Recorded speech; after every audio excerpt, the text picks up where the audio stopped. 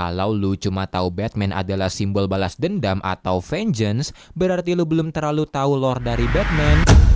Hai semua, Mr. Edi sini. Beberapa hari yang lalu gua sempat lihat video di TikTok yang isinya gini. Batman, sang kesatria malam, dikenal sebagai salah satu superhero paling dongo. Kenapa? Karena dia punya aturan konyol. Gak boleh ngebunuh. Dimana kreator itu bilang kalau Batman itu dungu karena punya kode no killing rule. Dan gue yakin lu semua juga pasti sering lihat komen, postingan, atau mungkin lu sendiri yang bilang kalau Batman itu naif karena gak ngebunuh musuh-musuhnya yang ujung-ujungnya bakal kabur lagi dan ngebunuh banyak orang.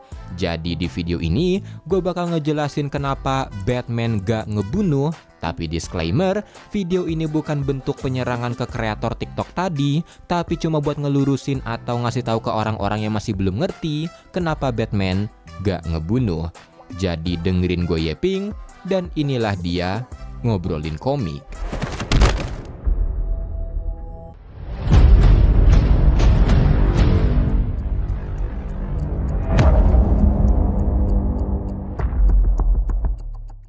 Mari kita bahas dulu sejarah no killing rule. Kebanyakan dari karakter-karakter di perkomikan Amerika biasanya nggak langsung komplit atau sempurna di awal kemunculannya, seperti Superman yang awalnya cuma bisa lompat-lompat doang, atau The Flash yang awalnya nggak punya koneksi dengan Speed Force. Sama halnya dengan Batman, di awal kemunculannya di tahun 1939, Batman bisa dibilang semacam tiruan atau sangat terinspirasi dari karakter lain, yaitu antihero bernama The Shadow. Jadi di awal kemunculannya, Batman gak segan ngebunuh lawannya, kayak jatuhin penjahat ke gentong bahan kimia, ngebakar penjahat, ngegantung penjahat di Batwing, tapi dia selamat, sampai nembak-nembakin penjahat pakai Batwingnya.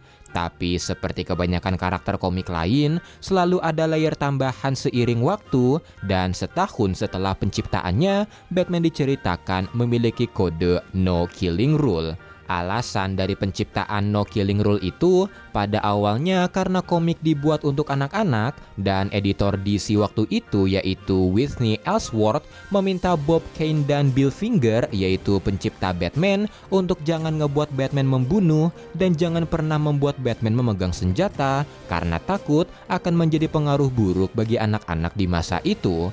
Dan karena permintaan itu, mereka mulai merasionalkan kode no killing rule itu dengan memberikan trauma pada Batman atas kematian orang tuanya. Tapi selain trauma, sebenarnya ada dua alasan lain kenapa Batman tidak membunuh, yaitu moral dan simbol. Mari kita bahas moralnya dulu. Kita semua tahu Batman adalah vigilante yang bergerak di luar hukum, tapi meski begitu, dia masih percaya akan sistem keadilan, dia menghormati hukum yang berlaku, dan karena itulah dia menolak membunuh lawannya.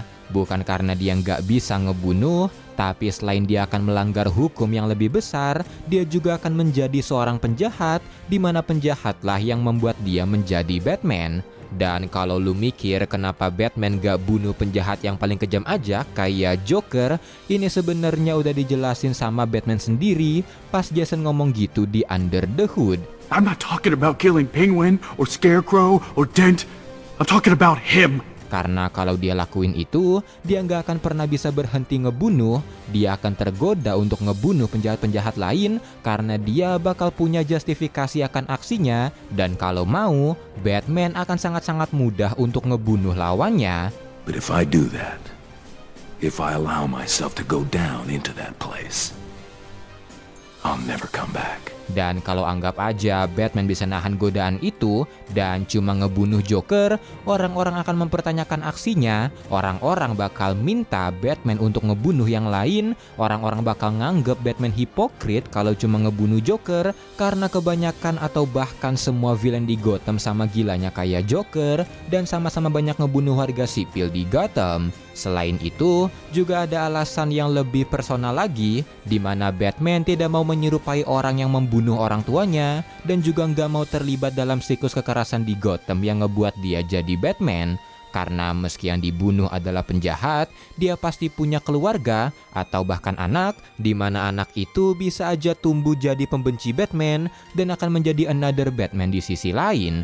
Tapi kalau lu tetap nganggep kalau kode moral Batman itu salah karena para penjahat selalu bisa kabur dan ngebunuh banyak warga lagi, sebenarnya yang salah itu bukan Batman, dia bukan Algojo yang bisa bunuh-bunuhin atau hukum mati para penjahat, tapi yang salah adalah sistem keadilan di Gotham yang punya loophole, jadi nggak pernah hukum mati penjahat kayak Joker dengan alasan kalau dia gila. Dan jangan lupa soal Arkham Asylum yang selalu punya flaw di sistemnya yang ngebuat para penjahat lagi-lagi bisa kabur.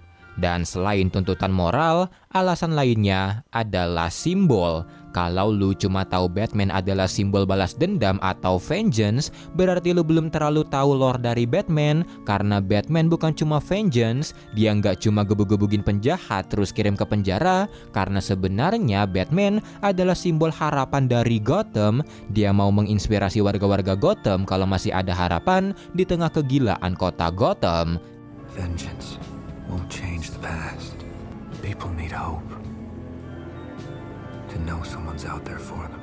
Dan usahanya itu juga terbukti dengan beberapa orang yang terinspirasi untuk ikut serta dalam mengamankan Gotham. Contohnya Barbara Gordon yang menjadi Batgirl, Kate Kane yang menjadi Batwoman, sampai Luke Fox yang menjadi Batwing.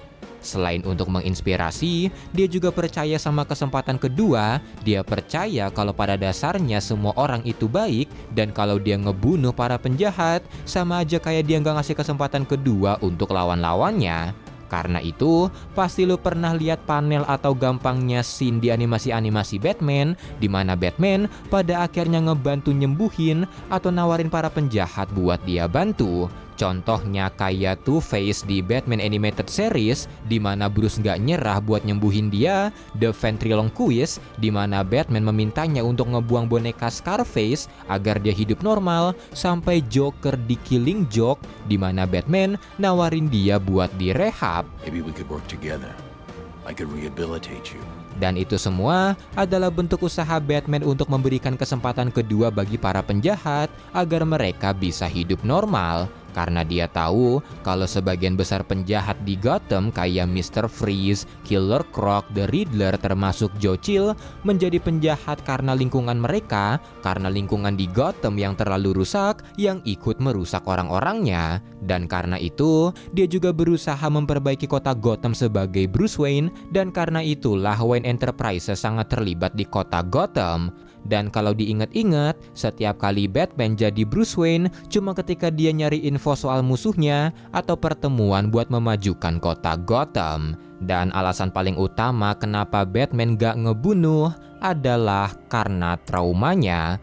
Kita semua tahu kalau trauma lah yang ngebuat Bruce menjadi Batman, trauma soal hari di mana Thomas dan Martha Wayne dibunuh, di mana trauma itu jauh lebih dalam dari yang kita kira, karena Bruce merasa kalau dialah yang menjadi penyebab kematian orang tuanya. Dia suka berandai gimana kalau dia nggak minta cepet-cepet pulang di hari itu, apakah orang tuanya masih hidup. Dan tragedi di hari itu ngebuat Bruce punya PTSD, ngebuat dia mulai terobsesi untuk menegakkan keadilan dengan caranya sendiri agar tidak ada anak lain yang merasakan hal yang sama dengannya.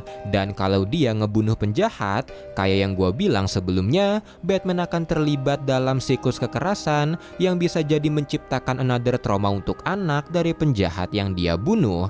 Dan bukan hanya itu, kalau dia ngebunuh, dia juga akan menjadi orang yang membunuh orang tuanya. Dia akan menjadi Joe Chill, yaitu orang yang menciptakan Batman. Dan trauma ini benar-benar sangat dalam, bahkan sampai dia tua dia masih menyimpan trauma ini, seperti yang kita lihat di komik The Dark Knight Returns. Dan trauma ini bisa dibilang juga mengalahkan trauma-trauma Batman yang lain, khususnya trauma kematian Jason di tangan Joker, terbukti dengan Batman yang gak ngebunuh setelah event A Death in the Family. Jadi itulah 3 alasan kenapa Batman gak ngebunuh. Dan buat lu para Snyderbot, Batman itu enggak ngebunuh. Bang, kok lu bawa Snyderbot bang? Karena mereka toksik lah. So ya gitu aja yaping-yaping gue kali ini. Kalau mau kritik, nambahin atau saran bisa komen. Saya Misteri, bye-bye.